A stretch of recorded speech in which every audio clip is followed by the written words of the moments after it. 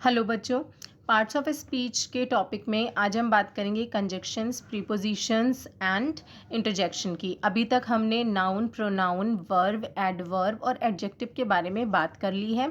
8 part of speech होते हैं, उनमें से 3 पर आज हम डिस्कशन करेंगे। तो सबसे पहले मैं कंजक्शंस की बात करूँगी। कंजक्शंस के लिए मैं आपसे कहूँगी कि ये कनेक्ट वर्ड से बहुत ज़्यादा पास है, बहुत ज़्यादा करीब है। कनेक्शन से इसको जोड़ दीजिए, क्योंकि क्या होता है ना कि कंजक्शंस क्या होते हैं, कंजक्शंस वो शब्द होते हैं या फिर शब्दों का वो समूह होते हैं जो अलग अलग दो शब्दों या फिर दो सेंटेंसेस यानी कि वाक्यों को आपस में जोड़ देते हैं। यानी कि द वर्ड्स और the group of words which connects to words और टू सेंटेंसेस, जो क्या करते हैं आपस में दो वर्ड या दो वाक्यों को कनेक्ट कर देते हैं, वो क्या होते हैं, कंजक्शंस होते हैं। अब ये कैसे पता चलेगा? जैसे मैंने बोला कि Ram is a good boy, फिर मैंने बोला Mohan is a good boy. अब क्या मतलब है? ये दोनों बातें हैं तो एक ही, बस दोनों अलग अलग लोगों के लिए कही गई है। मैंने बोला राम एक अच्छा लड़का है, मोहन एक अच्छा लड़का है, लेकिन 2 बार बोलना पड़ रहा है ना मुझे, तो मैं क्या करूँगी, कंजक्शंस का यूज़ करूँगी, इन दोनों को कंबाइन कर दूँगी, इन दोनों का एक सेंटेंस बोलूँगी। अब वो मैं कैसे बोलूँगी? तो उसके लिए मैं लिखूँगी Ram and Mohan are good boy. और जैसे ही मैंने ये लिखा, मैंने यहाँ पर क्या ऐड कर दिया, एक एंड ऐड कर दिया। और ये एंड क्या है, कंजक्शन है। क्यों? क्योंकि ये क्या कर रहा है, इन दो शब्दों को, राम और मोहन को आपस में कनेक्ट कर रहा है, जोड़ रहा है, उनके बारे में हमें बता रहा है। ठीक है, तो इतना आपको क्लियर हो गया होगा कि कंजक्शंस क्या होते हैं।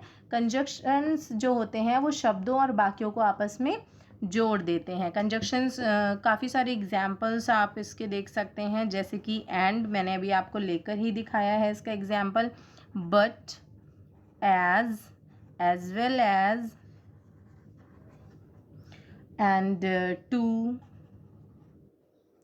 बहुत सारे एग्जाम्पल्स हैं। Also, either or, neither nor, etcetera. इस तरह के बहुत सारे एग्जाम्पल्स हैं जो क्या करते हैं, कंजक्शंस कहलाते हैं। और क्या वो करते हैं, ये मेनली दो वाक्यों को या फिर दो शब्दों को आपस में जोड़ देते हैं। तो कंजक्शंस मुझे उम्मीद है कि आपको क्लियर हो गए होंगे। अगर आपको कोई भी डाउट हो तो आप मुझे कमेंट करके पूछ सकते हैं। अब हम बात करते हैं प्रीपोजिशंस की। तो प्रीपोजिशंस में मैं सबसे पहले बात ये करूँगी कि प्रीपोजिशंस होते क्या हैं। तो प्रीपोजिशंस में क्या होता है, ये आपस में रिलेशन बताते हैं। किसके आपस में?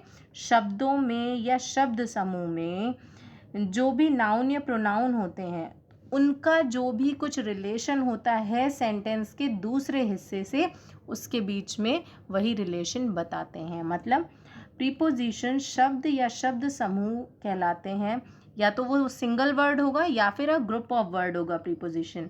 और वो क्या काम करेगा, नाउन और प्रोनाउन का बाकी पूरे सेंटेंस में जो भी रिलेशन होगा नाउन प्रोनाउन का बाकी पूरे सेंटेंस के साथ, वो बताएगा।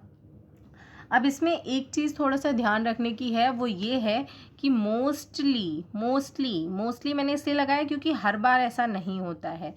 काफ़ी हद तक केसेस में क्या होता है, नाउन और प्रोनाउन के पहले आते हैं प्रीपोजिशंस, नाउन और प्रोनाउन के पहले प्रीपोजिशंस आते हैं। और ये जो पहले आते हैं ना, ये जो प्रीपोजिशंस आते हैं, सपोज़ कोई भी प्रीपोजिशन अगर नाउन और प्रोनाउन के, जो most of the time noun और प्रोनाउन के पहले आ रहा है प्रीपोजिशन, और जब ये जो प्रीपोजिशन पहले आ रहा है तो बाद के ये जो नाउन प्रोनाउन है, ये इस प्रीपोजिशंस का ऑब्जेक्ट कहलाते हैं। क्या कहलाते हैं? ऑब्जेक्ट कहलाते हैं। मैं इसको एक एग्जाम्पल से आपको क्लियर करती हूँ कि ये क्या होते हैं। सबसे पहली बात तो ये आपस में रिलेशन बताते हैं। अब जैसे the cat is under the tree, मैंने ये एग्जाम्पल लिया तो इसमें रिलेशन किससे बताया, द कैट इज अंडर। ये जो अंडर है ना, ये क्या है, प्रीपोजिशन है। अंडर क्या है, प्रीपोजिशन है। ये रिलेशन बता रहा है किसके साथ, द कैट इज़, कि बिल्ली जो है वो पेड़ के नीचे है। तो ये इस सेंटेंस के बाकी हिस्से के साथ इस बिल्ली का रिलेशन बता रहा है। अब ये अंडर जो है वो देखिए इस नाउन से पहले आया है, द ट्री। तो ये जो नाउन से पहले आया है इस अंडर के लिए ये द ट्री क्या होगा, ऑब्जेक्ट होगा। Most of the time noun और प्रोनाउन से पहले ही आता है प्रीपोजिशन, और जिस नाउन या प्रोनाउन के पहले आता है वो उस प्रीपोजिशन के लिए ऑब्जेक्ट होता है। तो मेनली आपको एक छोटी सी डेफिनेशन ये ध्यान रखनी है कि प्रीपोजिशंस वो वर्ड्स होते हैं या फिर प्रीपोजिशंस वो ग्रुप ऑफ वर्ड्स होते हैं जो नाउन और प्रोनाउन और बाकी के दूसरे भाग के साथ, यानी कि नाउन, प्रोनाउन और सेंटेंस के बाकी हिस्सों के साथ क्या बताते हैं, रिलेशन बताते हैं, संबंध बताते हैं कि वो दोनों आपस में किस तरह से रिलेट करते हैं। तो सबसे एक और एग्जांपल मैं इसका आपको क्लियर कर देती हूँ। जैसे मैंने ये लिखा, आई एम फ्रॉम दिल्ली, मैं दिल्ली से हूँ। तो इसमें क्या होगा, ये जो फ्रॉम है ये क्या है, प्रीपोजिशन है, और ये जो दिल्ली है ये इस प्रीपोजिशन के लिए क्या है, ऑब्जेक्ट है। ठीक है, और ये रिलेशन बता रहा है कि मैं कहाँ से हूँ, दिल्ली से हूँ। तो ये सेंटेंस के दूसरे हिस्से के साथ क्या बता रहा है, रिलेशन बता रहा है। इसके बहुत सारे एग्जाम्पल हो सकते हैं। एग्जाम्पल हैं प्रीपोजिशंस कौन कौन से होते हैं, on, under, upon, in, at, of, since. इसके अलावा भी बहुत सारे होते हैं, बिफोर, आफ्टर, इनटू, एट्सेट्रा। तो बहुत सारे इसके एग्जाम्पल्स भी होते हैं। तो उम्मीद करती हूँ ये प्रीपोजिशन भी आपको क्लियर होगा। इन केस अगर आपको कोई भी डाउट है, यू कैन कमेंट मी, आप इस वीडियो के नीचे कमेंट कीजिए and I will reply you. अब हम बात करेंगे इंटरजेक्शन की। तो इंटरजेक्शन के लिए मैं सबसे पहले आपसे कहूँगी कि एक छोटा सा साइन लगा लीजिए। इस साइन को देखते ही आपको समझ में आ जाएगा कि मैं किस बारे में बात करने जा रही हूँ।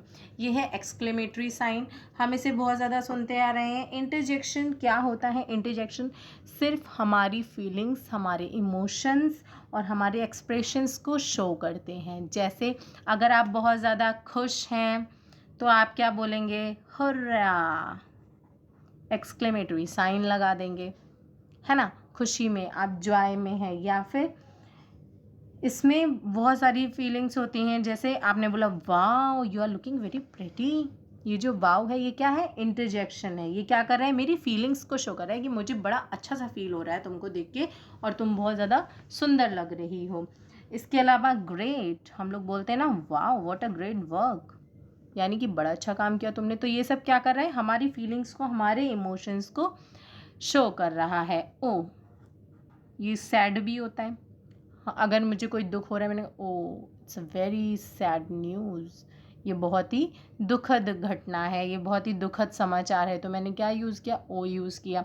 तो इंटरजेक्शन में मोस्ट ऑफ द टाइम हम एक्सक्लेमेटरी साइन का यूज़ करते हैं, एक्सक्लेमेशन का साइन हम लगाते हैं, और ये क्या करता है, हमारी फीलिंग्स को, हमारे इमोशंस को, हमारे एक्सप्रेशंस को शो करता है। तो हमारी फीलिंग्स की बात हो रही है इंटरजेक्शन में, हमारे इमोशंस की बात हो रही है और हमारे एक्सप्रेशंस की बात हो रही है, और ये सब मिलकर क्या कर रहे हैं, इंटरजेक्शन बना रहे हैं। तो आज का आपका वर्क बस इतना है। फटाफट से अपनी एक नोटबुक उठाइए या बुक उठाइए अपनी, उस बुक में आपको जहाँ पर भी लगता है कि यहाँ पर कंजक्शन यूज़ हुए हैं, यहाँ पर प्रीपोजिशंस यूज़ हुए हैं, यहाँ पर इंटरजेक्शन यूज़ हुए हैं, आप फटाफट से एक एक पेज के सारे कंजक्शन, इंटरजेक्शन और प्रीपोजिशंस को अलग से छांट लीजिए, उनको एक जगह लिखिए, मुझे अपना फ़ोटो मुझे उसका फ़ोटो भेजिए जहाँ पर आपने भेजा है, मैं आपको बताती हूँ कि आपने सही लिया है या नहीं लिया है। उसके अलावा आप ये कर सकते हैं कि अगर आपके पास कोई पुरानी नोटबुक पड़ी है, बुक पड़ी है अगर आपके पास कोई पुरानी, तो उस बुक में आप एक बार चेक कर लीजिए, वहाँ पर आपको कुछ ना कुछ एक्सरसाइजेज ज़रूर मिल जाएंगी कंजक्शन, इंटरजेक्शन और प्रीपोजिशन से रिलेटेड। तो आप वो कर लीजिए। और इसके अलावा आपको एक और काम करना है कि आज आपको वो सारे 8 के 8 प्रीपोजिशंस का रिवीजन भी करना है, क्योंकि कल हम अपने नेक्स्ट टॉपिक पर बात करेंगे, इसलिए आपको ये 8 पार्ट्स ऑफ स्पीच क्लियर होने चाहिए।